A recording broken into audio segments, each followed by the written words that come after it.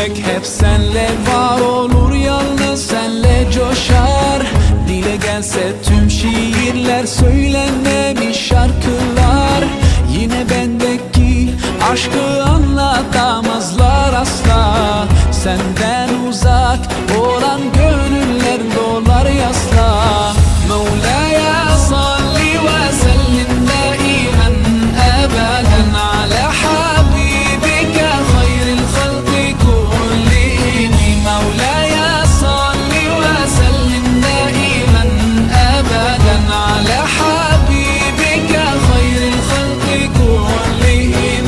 Ya Rabbi salli aleyhi, ya Rabbi salli aleyhi, ya Rabbi salli aleyhi, salawatullahi aleyhi.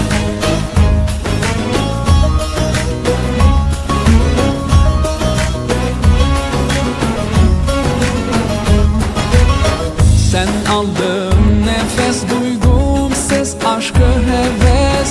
Sensiz karanlıklar aydınlığa ermez. İki cihanda sensin alemler efendisi. Şefaat eyle, asla yalnız bırakma bizi. Mevlaya salli ve sellim daimen ebeden ala habibike hayril halki kullihim.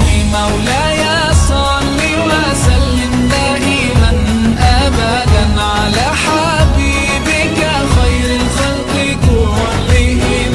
Ya Rabbi salli aleyhi, ya Rabbi salli aleyhi, ya Rabbi salli aleyhi, salawatullahi aleyhi.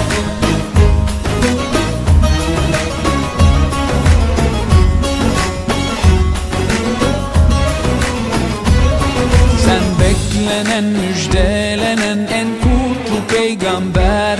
Sen merhamet ve şefkatinle bizlere rehber. Aşkınla hep çarpan yürekler nuruna muhtaç.